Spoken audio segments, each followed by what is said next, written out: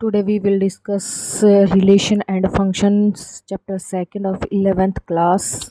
ठीक है। Relation and function पढ़ने से पहले हमें कुछ बेसिक्स नॉलेज होनी चाहिए, जो कि ऑर्डर्ड पेयर दे रखा है। ऑर्डर्ड पेयर क्या होता है? N ordered pair consist of two objects. Ordered pair क्या होता है? जिसमें क्या होते हैं, दो ऑब्जेक्ट्स होते हैं या फिर एलिमेंट्स होते हैं, given in a fix order. वो उनका ऑर्डर क्या होता है? फिक्स होता है। ठीक है। Remark, N ordered pair is not a set. Ordered pair एक सेट नहीं है जो कि दो एलिमेंट को कंसिस्ट करता है। ये एक ordered pair of two element in on ordered pair is important. Ordering जो है ना उनकी, वो इम्पोर्टेंट है। ये केवल एक सेट नहीं है। ऑर्डर्ड पेयर में जो दो ऑब्जेक्ट आप लेते हो ना, उनका ऑर्डर मायने रखता है। ऑर्डर्ड इम्पोर्टेंट है। ठीक है। Important and two elements need not be distinct. ये ज़रूरी नहीं कि ये दोनों एलिमेंट क्या हों आपके, अलग अलग हों, डिस्टिंक्ट हो। एक जैसे भी हो सकते हैं, जैसे मैंने ले लिया 2 और 2, तो एक जैसे हो सकते हैं, लेकिन इनका ऑर्डर मायने रखता है। First element comes from first set and second is from second set. ठीक है। ये है आपका ऑर्डर्ड पेयर। ठीक है। नेक्स्ट है आप इक्वलिटी ऑफ ऑर्डर्ड पेयर। दो ऑर्डर्ड पेयर की इक्वलिटी क्या होती है?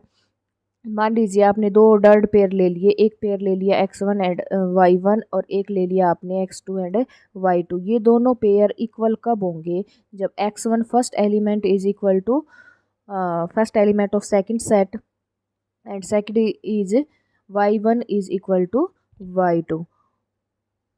ठीक है। ये इक्वलिटी ऑफ क्या है? Ordered pair. उसके बाद डिस्कस करते हैं Cartesian product of two set. Cartesian product of two set, मान लीजिए एक सेट ये है ए और ये सेट है आपका बी। ये दो सेट है और इनके बीच जो आप कार्टेशियन प्रोडक्ट बनाते हो दोनों सेट्स के बीच, तो आप उसको ए क्रॉस बी से तो डिनोट करते हो, और इसमें वो ऑर्डर्ड पेयर आते हैं। कार्टेशियन प्रोडक्ट में वो ऑर्डर्ड पेयर आते हैं जिसमें first element x from set A and y comes from set B। Ordered pair का वो कलेक्शन है कार्टेशियन प्रोडक्ट जिसमें फर्स्ट एलिमेंट जो है फर्स्ट सेट से आता है और second element comes from second set. ठीक है। नेक्स्ट है Cartesian product of three set. अब तीन सेट की कार्टेशियन प्रोडक्ट क्या होती है? वही मान लीजिए तीन सेट आपने ले लिया of three set, A cross B cross C से आप इसको डिनोट करते हो। Set of all ordered triplet having first element from first set, second is from second set and third is from third set C, and that is denoted by x, y and z. x, y and z belongs to x belongs to A, y belongs to B and z belongs to C। Next है number of element in Cartesian product of two set. Number of element कितने आएंगे Cartesian product में? Total number of product कितनी होगी? मान लीजिए first set के अंदर P एलिमेंट है और सेकंड सेट के अंदर Q एलिमेंट है, तो नंबर ऑफ कार्टेशियन प्रोडक्ट आपकी सिंपली क्या हो जाएगी? P into Q। ठीक है। रिलेशन पढ़ने से पहले ये सब चीज़ें आपको पता होनी चाहिए। उसके बाद डिस्कस करते हैं हम रिलेशन को। रिलेशन क्या है? टू सेट ले लिए, ये सेट ए है और ये सेट क्या है आपका बी, और ये कैसे सेट है? नॉन एम्प्टी सेट है। एम्प्टी हो गए तो रिलेशन बनेगी ही क्या? Then a relation from set A to B, set A to set B. जो रिलेशन आती है सेट ए से बी के ऊपर, वो क्या होती है? एक सबसेट होती है। किसका? जो कार्टेशियन प्रोडक्ट हम बना के आए ना, उनका एक क्या होती है? सबसेट होता है। ठीक है। कार्टेशियन प्रोडक्ट को एक बार मैं फिर से एग्जांपल के थ्रू आपको समझाती हूँ। मान लीजिए एक सेट के अंदर एलिमेंट है ए और बी, और एक सेट के अंदर एलिमेंट है 1 एंड 2। अब इनकी कार्टेशियन प्रोडक्ट क्या बनेगी? इसकी इसके साथ और इसकी इसके साथ, ए और 1। पहला एलिमेंट जो है आपका फर्स्ट सेट से होना चाहिए, सेकंड सेट से। ए की किसके साथ करो? अब 2 के साथ, फिर बी की 1 के साथ और बी की 2 के साथ। ठीक है। ये कार्टेशियन प्रोडक्ट आ गई आपकी। 2 एलिमेंट इसमें थे, 2 इसमें थे, टोटल कितने आ गई? 4 आ गई। तो रिलेशन क्या हुई, रिलेशन जो है इनके बीच में से कोई भी पेयर्स आपके उठा लिए जाते हैं और उनको हम रिलेशन बोलते हैं, और वो क्या हो गया, एक सबसेट हो गया। इनमें से कोई भी पेयर हम उठाएंगे वो क्या है, इसका सबसेट है। तो रिलेशन क्या है, एक सबसेट है किसका, कार्टेशियन प्रोडक्ट का। ठीक है, नेक्स्ट है आपका नंबर ऑफ रिलेशन। आपने नंबर ऑफ कार्टेशियन प्रोडक्ट पढ़ ली, पी एंड क्यू हो गया। अब पढ़ना है नंबर ऑफ रिलेशन। एक सेट के अंदर पी एलिमेंट है, सेकंड सेट के अंदर क्यू एलिमेंट है। Then number of relation from A to B is given by 2 की पावर पी क्यू। इसको याद रखना है। ठीक है, domain of a relation, domain और रेंज डिस्कस करेंगे। ये डोमेन और रेंज, मान लीजिए ये फर्स्ट सेट है और ये सेकंड सेट है, ये सेट ए है और ये सेट क्या है, बी। जो फर्स्ट सेट बोला जाता है वो आपका क्या होता है, डोमेन होता है। और जो सेकंड होता है उसको बोलते हैं कोडोमेन, कोडोमेन। ठीक है, ये सेकंड सेट कोडोमेन और फर्स्ट सेट क्या होता है, डोमेन। अब इसके जितने भी सेट है उनकी रिलेशन मान लीजिए जिसके साथ भी है वो ऑर्डर्ड पेयर हमने उठाया, तो जितने एलिमेंट्स के साथ ऑर्डर्ड पेयर है उसको हम क्या बोलते हैं, रेंज बोलते हैं। देखिए मान लीजिए एक ये सेट है और एक ये सेट है, इसके अंदर कुछ एलिमेंट्स पड़े हैं, इसके अंदर भी कुछ एलिमेंट्स पड़े हैं, लेकिन इसके साथ, इसके साथ और इसके साथ मान लीजिए, और एक दो एलिमेंट और पड़े हैं। लेकिन जिनके साथ आपकी रिलेशन बनी है ना, सिर्फ उनको हम क्या बोलते हैं, रेंज बोलते हैं। बाकी सभी सेट, पूरे के पूरे सेट को आप क्या बोलोगे, कोडोमेन बोलोगे। और ये क्या होती है आपकी domain, set A domain, set B codomain, और उसकी जो इमेज, ये इमेज होती है सेट ए के एलिमेंट्स की। यहाँ पे जिन भी एलिमेंट्स के साथ आपकी रिलेशन बनती है उसको हम क्या बोलते हैं, इमेज। और इमेज के सेट को आप क्या बोलोगे, रेंज बोलोगे। ठीक है, नेक्स्ट है आपका codomain. Codomain of R from set A, set B आपका क्या होता है, codomain.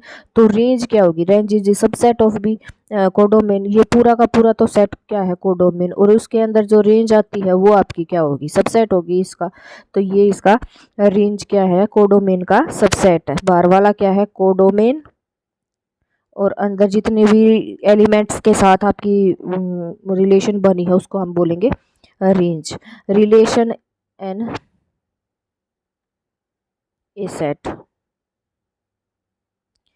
let A be non-empty set, then a relation from set A to B itself, that is a set A cross A के ऊपर is called a relation on set A। एक set के ऊपर यहाँ पे डिस्कस हो रहा है ऑन ए सेट। अब तक आपने क्या पढ़े थे, दो सेट पढ़े थे, लेकिन यहाँ पे क्या है, सिर्फ ए सेट लिखा हुआ है, यानी कि यहाँ भी ए है और यहाँ पे भी क्या है, ए है। ये हो गया आपकी एक सेट के ऊपर रिलेशन।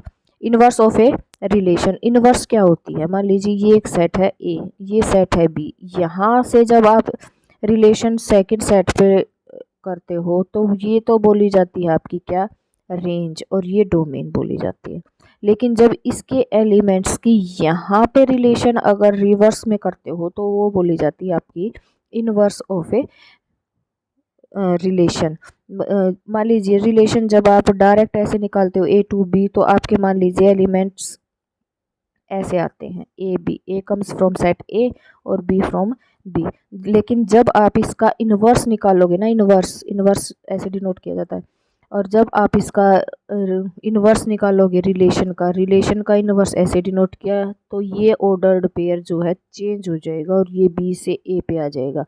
अब पहला एलिमेंट जो आएगा सेकंड सेट से आएगा और सेकंड एलिमेंट फर्स्ट सेट से आएगा। ठीक है, ये हो जाएगा। नेक्स्ट है आपका function. Let two sets A and B non empty set है, a relation from set A to set B is a function. उसको फंक्शन, मैपिंग और ए मैप, ये तीनों चीज़ हम बोल सकते हैं। इफ़ ईच एलिमेंट, इसमें जितने भी एलिमेंट थे ना, कोई भी एलिमेंट आपका छूटना नहीं चाहिए, सारे के सारे element has a unique image in set. इसमें अलग अलग इमेज होनी चाहिए, यूनिक होनी चाहिए। मतलब एक एलिमेंट्स की दो इमेज नहीं होनी चाहिए, एक एलिमेंट्स की केवल एक ही इमेज होनी चाहिए। ठीक है, ये हो सकता है दो एलिमेंट की एक इमेज, लेकिन एक की अलग अलग नहीं होनी चाहिए। एक एलिमेंट की, यहाँ से एक एलिमेंट की सिर्फ एक ही इमेज होनी चाहिए। ठीक है, एक बार फिर से डिस्कस करती हूँ। ये है, यहाँ का कोई भी एलिमेंट छूटना नहीं चाहिए, एवरी एलिमेंट। एक तो ये बात याद रखनी है, यहाँ इस एलिमेंट की एक यूनिक, मतलब एक इमेज होनी चाहिए। मान लीजिए इसकी इमेज ये है, इसकी इमेज ये हो सकती है क्योंकि इसके लिए ये भी एक यूनिक है और इसके लिए ये भी एक यूनिक है। लेकिन मान लीजिए ये है और इसकी ये हो नहीं सकती, यूनिक नहीं रही, इसकी दो होगी, तो ये एक फंक्शन नहीं है। ठीक है, क्या दे रखा है, इफ़ ए बी जो है फंक्शन इसमें बिलोंग करता है, B is called the image, मैंने बताया था ये क्या होती है, बी वाले इमेज होते हैं और इस वाले एलिमेंट्स को हम क्या बोलते हैं, पर इमेज बोलते हैं ऑफ बी की। ठीक है, domain of range of a function, domain और रेंज आपने पढ़ी है फंक्शन की, जैसे रिलेशन में पढ़ी थी। If a function f is express as the set of ordered pair, the domain of the function of first component and range of all second component. ठीक है, डोमेन फर्स्ट ए वाले आएंगे और रेंज क्या आएगी बी, वो ordered pair के second वाला पार्ट जो कि हमारा रेंज कहलाएगा।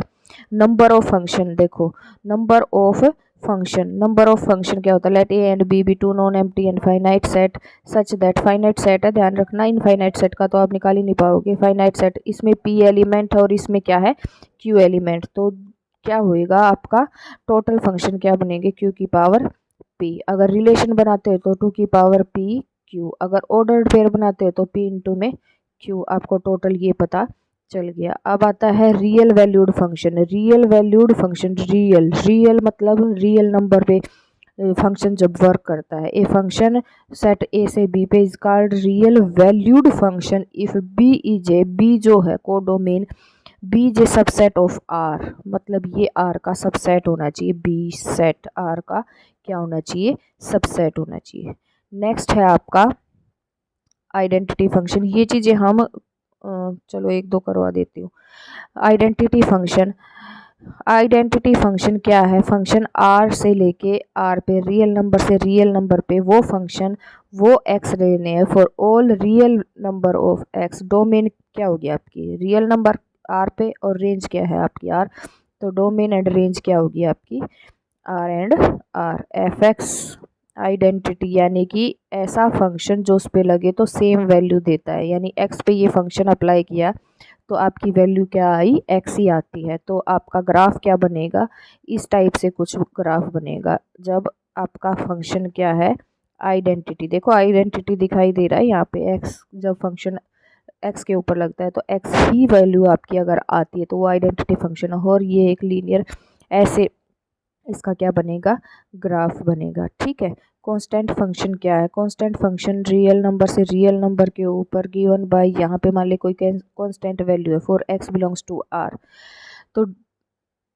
एक्स जो आएंगे आपके फर्स्ट सेट से आएंगे और वो क्या है, आर है, तो इसकी डोमेन तो आपको पता चल गई, ये वाली है डोमेन क्या है, आर। लेकिन जब हम फंक्शन अप्लाई करते हैं, फंक्शन जब इसके ऊपर लगाते हैं तो आंसर विल भी क्या कह रहा है, ये कोई कांस्टेंट वैल्यू आएगी तो रेंज क्या आ जाएगी इसकी, सम कांस्टेंट। ठीक है, इसका क्या ग्राफ ऐसे बनेगा, ये एक्स एक्सिस है और ये वाई एक्सिस है, तो एक मतलब अलग अलग ये हो गए रियल नंबर एक्स, जब हम एक्स के ऊपर अप्लाई करते हैं तो वैल्यू सेम टू सेम आएगी। ठीक है, वाई की वैल्यू क्या रहेगी आपकी, कोई कांस्टेंट ही वैल्यू रहेगी, तो वाई का ग्राफ वाई की वैल्यू क्या आएगी यहाँ पे, ये आएगी, क्योंकि रेंज जो है हमारी रियल नंबर हो गई, लेकिन सॉरी डोमेन आपकी क्या होगी, यानी कि वैल्यू ऑफ एक्स क्या होगी, रियल नंबर होगी, लेकिन जो वैल्यू आती है वो एक कांस्टेंट फिक्स आती है, सिर्फ ये एक वैल्यू आएगी, तो वो कोई ना कोई वाई एक्सिस अप्लाई करेगी, वाई कोई तो हम रेंज बोलते हैं। ठीक है, तो ये हो जाएगी हमारी इसकी डेफिनेशन। कांस्टेंट फंक्शन आपको समझ में आ गया। ठीक है, नेक्स्ट है आपका मॉडुलस फंक्शन, ये कल डिस्कस करेंगे, आज के लिए इतना ही। अगर आपको मेरा पढ़ाया हुआ कुछ भी समझ आता है तो आप वीडियो को please like share and subscribe करें। कल हम पढ़ने वाले हैं modulus function, signum function, greatest integer function और एक्सपोनेंशियल फंक्शन, ये सब लॉगरिदम फंक्शन और ये सब डिस्कस करेंगे। उसके बाद हम इससे रिलेटेड जितने भी आपके क्वेश्चंस बनते हैं ना वो सभी हम यहाँ पे डिस्कस करेंगे, सारे के सारे फंक्शन मैं आपको डिस्कस करवाऊँगी। बस आप वीडियो को सब्सक्राइब, मेरे चैनल को सब्सक्राइब करें, वीडियो को लाइक शेयर करें। ठीक है, थैंक यू।